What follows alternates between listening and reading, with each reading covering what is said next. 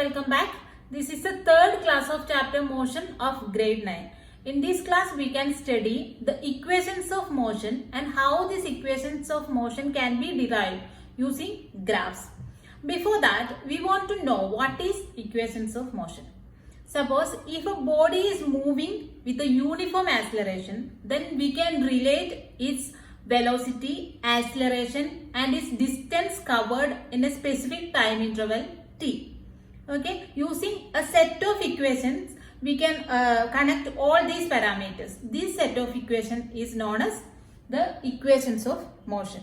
There are mainly three equations of motion. They are, first one, v is equal to u plus at, s is equal to ut plus half at square, and 2as is equal to v square minus u square, in which u is the initial velocity and v is the final velocity, and here a is acceleration, here it is uniform acceleration, and t is the time, and s is the distance covered by that object in time interval t. S is distance. Now we can check how these equations can be derived using a graph. First we can solve the first equation of motion, v is equal to u plus at. We already studied that the object is moving with a uniform acceleration. So the velocity time graph will be a straight line. The graph is same as that of we discussed in previous class, but there is a difference here. The initial velocity is not starting from 0. The graph is starting from here. So this point we can mark it as A and this one B. And the initial velocity is U. This is velocity axis and this is time axis. And here the final velocity V. Okay, so this time interval we can take it as T. That is, the object is initially at this point A, with a velocity U. And on increasing time, and when the time reaches to t second, this object is reaching here and its velocity changed to v. From u, the velocity became v. Now, we are drawing two lines. This one, two perpendicular lines. One is to x-axis and one is to y-axis. So, this one we can represent that as BC, and this line we can represent as BE. Okay. Now, from 0 to u, this we can represent OA is u. Our initial velocity is this line. OA can be taken as our initial velocity. And what is the final velocity? This one. From this axis to this one. So, BC is equal to our final velocity V. During the time interval, what is the time interval? OC. In this time interval, the object is changing its position from A to B. So, the time interval is OC is its time interval T. Clear? Now, we can draw a line from the starting point parallel to x-axis. It will meet this perpendicular line. So we can mark it as D. Then from this line, what is BD? BD can be written as BC minus CD. Right. BC, the entire length BC minus this much CD. So what is BD here? It is the change in velocity. How it be? This is final velocity. That is from 0 to this final velocity V. This is total velocity, the final velocity, and this much. This is initial velocity. So this final minus initial. That is what is BD. Final velocity minus initial velocity. So we can say that this is the change in velocity. Okay. From here, what is BC? From this equation, BC is equal to BD plus CD, right? Or from this graph also we can write it like that. BC is equal to this one plus this one, BD plus CD. From graph, what is BC? This is BC is final velocity V is equal to BD plus what is CD? CD is parallel to this, right? So this is U, initial velocity. So we can write BD is equal to V minus U. Mark it as equation 1. Now we are going to find out acceleration. What is acceleration? Acceleration is change in velocity divided by time taken. We already studied here the change in velocity is BD, right? So we can write acceleration as change in velocity BD divided by time. This is time, OC. Or in other words, we can write BD divided by, instead of OC, this is OC parallel to AD. Or we can write it as BD divided by AD is the acceleration. Now, BD divided by, what is this OC? It is T, time, T. So we got A is equal to, acceleration A is equal to BD divided by T. Or what is BD from here? BD is cross multiply this A into T.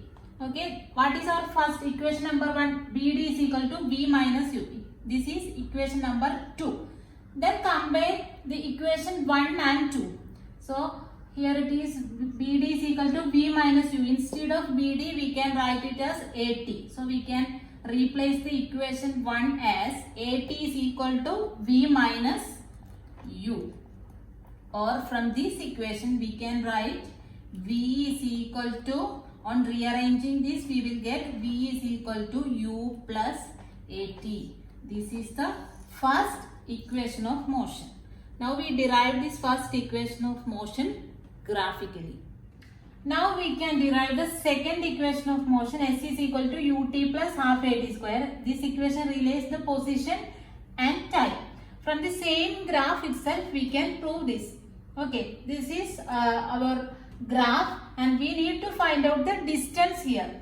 So what is distance from this velocity time graph that we already studied in the previous class? The area under this velocity time graph will give the distance. So we need to find out this entire area.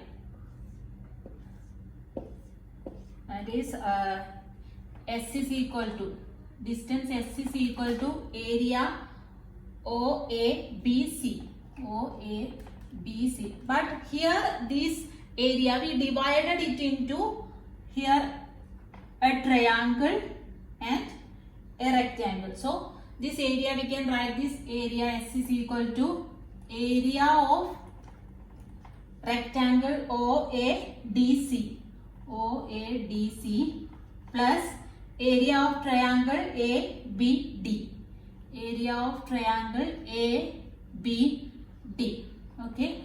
Then what is area of rectangle? This side into side. So the area of rectangle we can write OA into OC plus area of triangle. Area of triangle is half BH. Half into what is B? Base is AD. B into H. Height is BD. Okay. From here what is OA? OA is U. Initial velocity U. Into what is OC? OC is time T. Plus half into AD. What is AD? A into D. This is parallel to this OC. This is also T. Into BD. What is BD? BD from the from the derivation of first equation of motion, we proved BD is equal to AT. So we can write it as AT.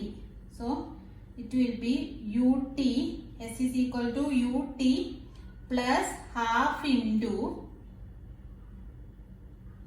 t into at. On rearranging, we will get s is equal to, here it is ut plus half into a into t square, a into t square. So this is the second equation of motion, s is equal to ut plus half at square. Now we can derive the last equation of motion, 2as is equal to v square minus u square. For that also we are using the same graph. So here this shaded portion, what is the shape of this shaded portion? Actually it is a trapezium, right? So what is the area of trapezium? The general formula for its area is half into a plus b into h. A plus b are two parallel sides into h. So here two parallel lines are this one and this one. We can take it as parallel line because we cannot take this one and this line because they are not parallel. So we can write it as half into OA plus BC into, instead of H we can take OC. Now it is half into, what is OA? OA is U plus what is BC? BC is our final velocity V into OC. OC is time T. So we will get an equation like this.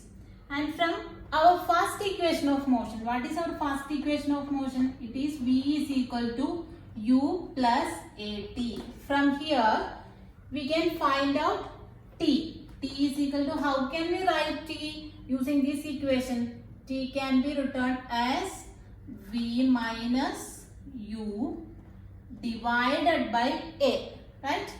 So we can substitute the value of T here. So it will be half into U plus V into, instead of T it is V minus U divided by A, or this is 1 by 2, this is divided by A. We can write it as divided by 1 by 2 and A. 2A. What is V plus U plus V into V minus U? V plus U and V minus U. That is A plus B into A minus B is A square minus B square. We have a formula like that. So it will be V square minus U square. V square minus U square can be written as V plus U into V minus U divided by 2A. What is this? S, right? So area S. The area under velocity time graph is distance S. So taking this 2A this side. So we can write 2AS is equal to V square minus U square, and this is our third equation of motion. Now we derived all three equations of motion graphically using the same graph, velocity time graph. For a uniformly accelerated body, we derived three equations of motion. I think the class is clear to all. If any doubt, you can comment. Okay, I will explain. Then we can meet with another video.